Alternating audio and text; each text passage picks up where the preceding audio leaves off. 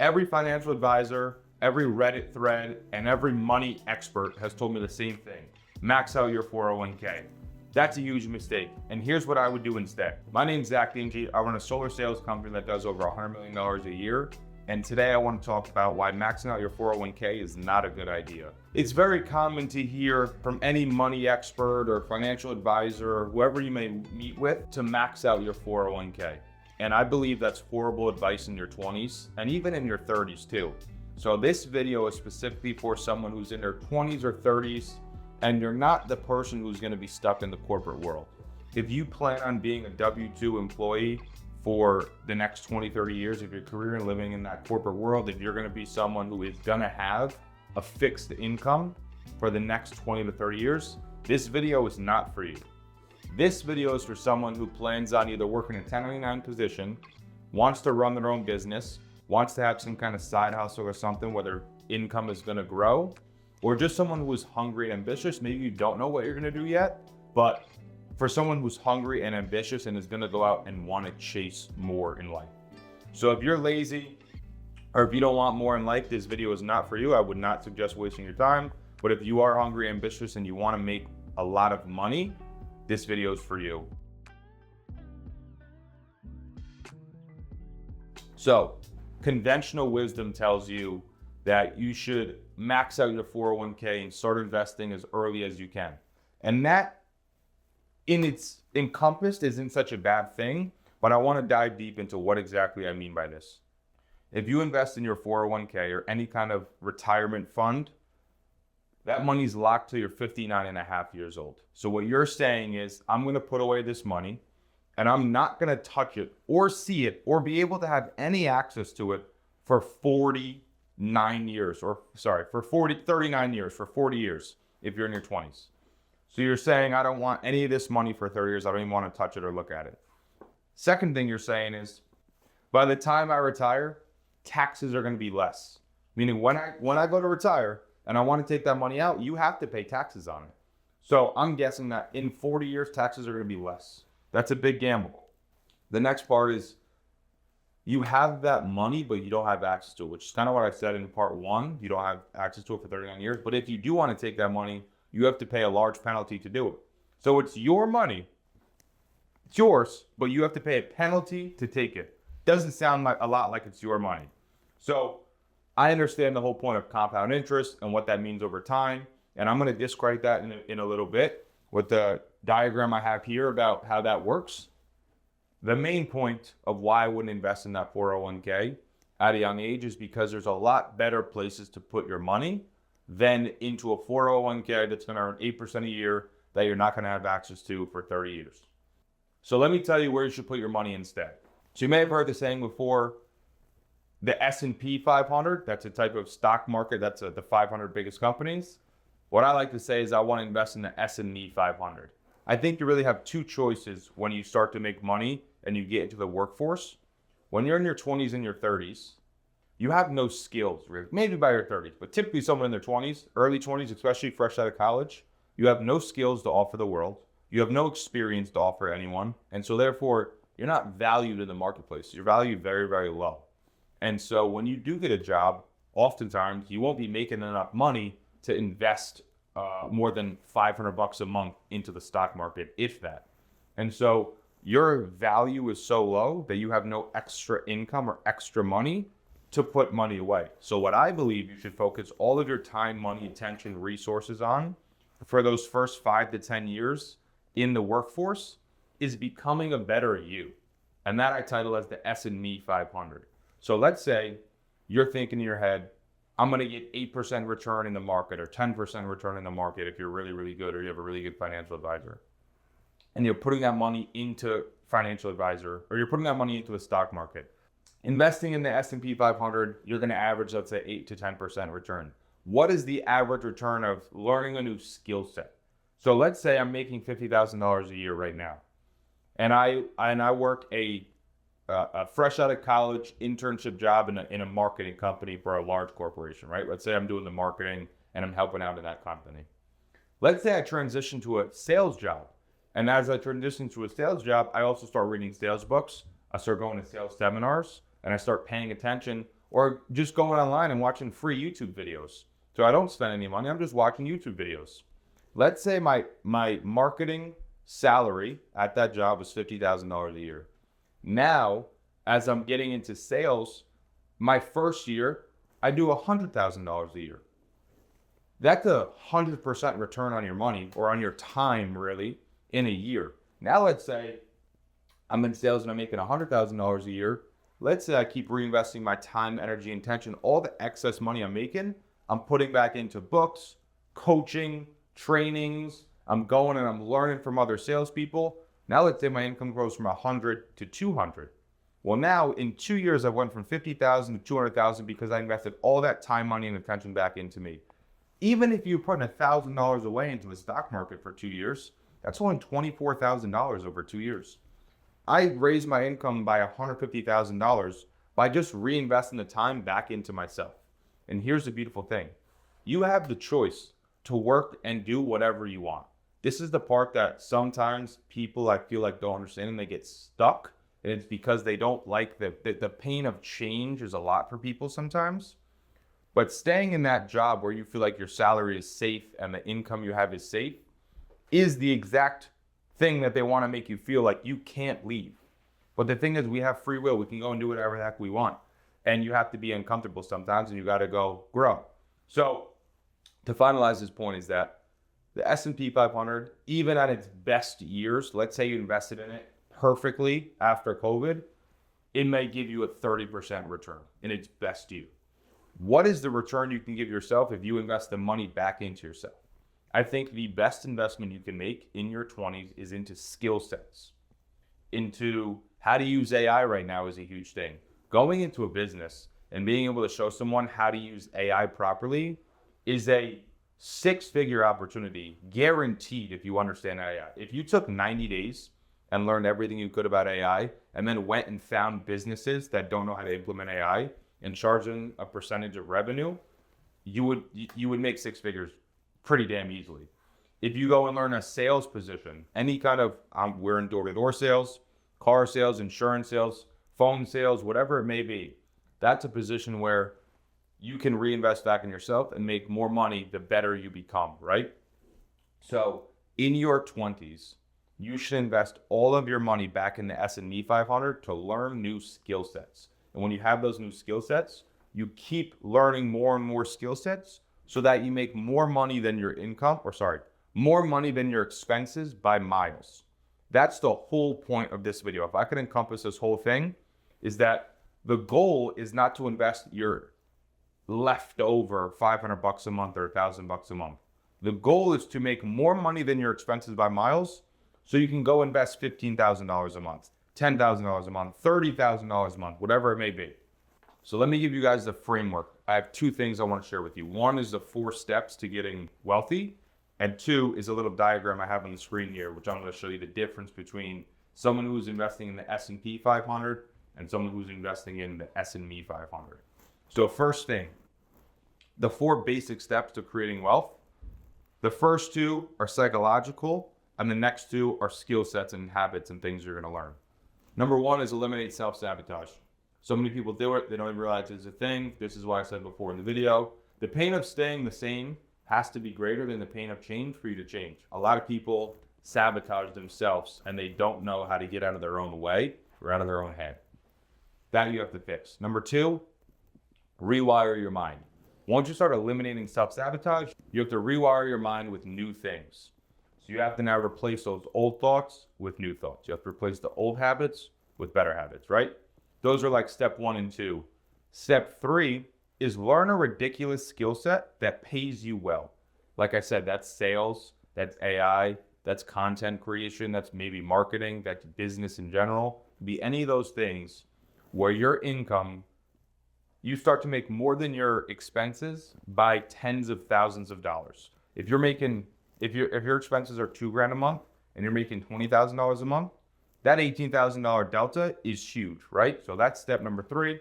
And step number 4 is then learn how to invest. Nobody got rich or nobody got wealthy without investing. All that money has to go somewhere. And the point is for it to grow without you having to do more work now, right? Like that's what That's why anybody who has $50 million, they can literally just put that money into any basic portfolio that makes 8% a year, 5 to 8% a year, and live off it for the rest of their life, because now the income is $2 million a year just off the interest, right? So eliminate self-sabotage, rewire your mind, learn a ridiculous skill set, and then learn how to invest. Those are really the 4 basic keys, okay? And then on top of that, the second point of this is the S&P 500 compared to the S&ME 500. And I want to show you a little diagram of what the difference is if you invest in one of those two. This is the framework that I want to break down real quick. And this is the main meat of this video, is that it may sound crazy, but I don't think you should be investing back into the stock market or any other real estate, annuity, whatever it may be, until you have $50,000 a month in income. I know that's crazy, but the whole goal is to make yourself so valuable in the marketplace and have so much skill that you get paid so much that now you have an excess of income to invest with. So I believe, and this is kind of a weird diagram, like this may almost seem like it has no sense, but I want to explain this to you. So let's say you're age 25 right now, okay? At age 25, you got a good job, you're making $80,000 to $120,000 a year. Let's say you do have a pretty good job. You went and got 4 years of schooling, you got a good marketing degree, or you got a good business degree, or you got you're a nursing student, whatever it may be, okay?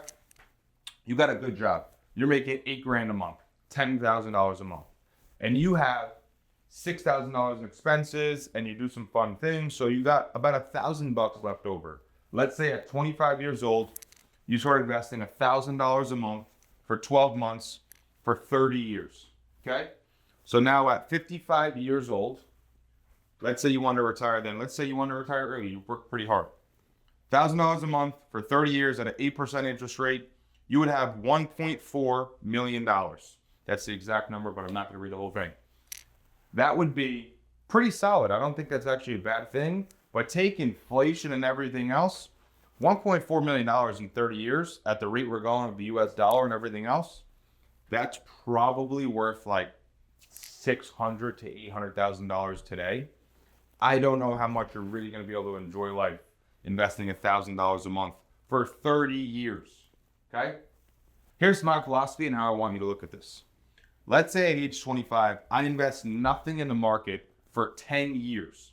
But during those 10 years, I'm learning new skill sets. I'm learning how to sell, how to lead, how to create content, how to use AI, how to run businesses. And all I'm investing is back in myself. Books, podcasts, training, seminars, events, whatever it may be. And instead, for 10 years, I don't put any money in the market. I don't even start investing until I'm 35 years old.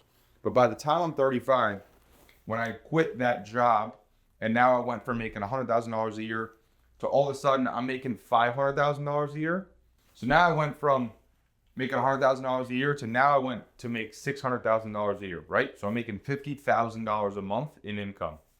I take that and I invest now $15,000 a month.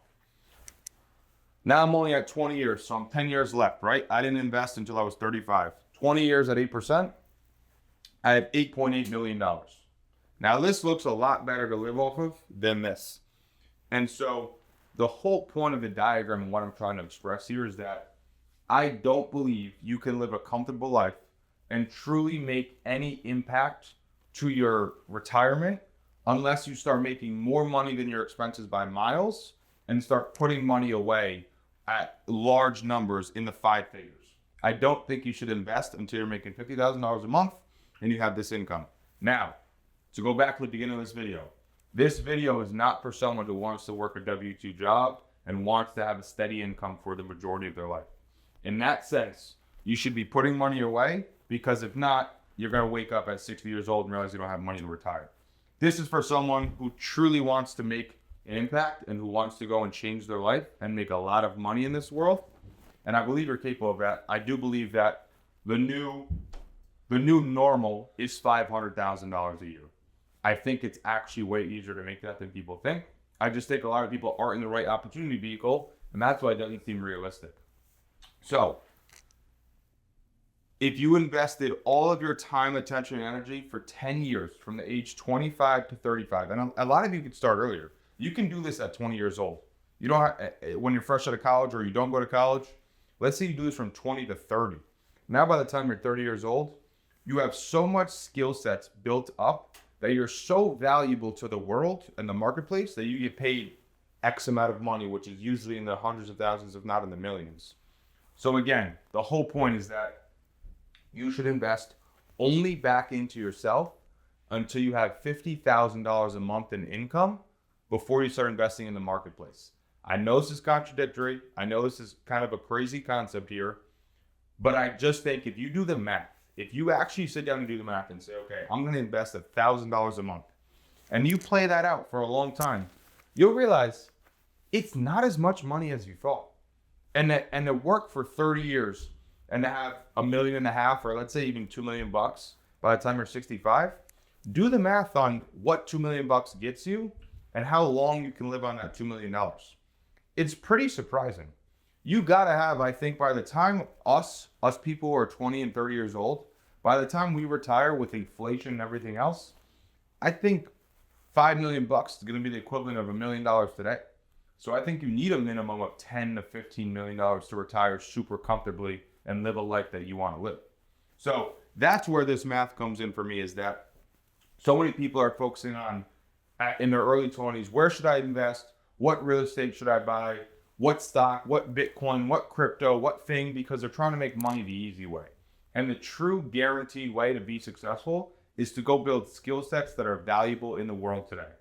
And to point them out again, and just to give you the last kind of final point, is that sales, leadership, content creation, AI. Those are like the main four that are pretty much guaranteed to pay you out a lot of money.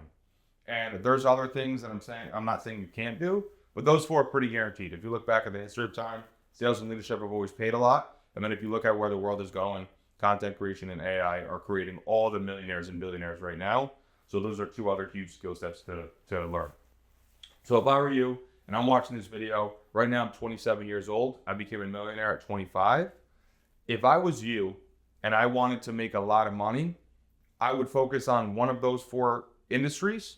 And I would focus on becoming and building my skill sets so good in those industries that I can make $500,000 a year or more before I start looking at stocks and taking my eyes off the ball and what real estate property should I buy and what should I do.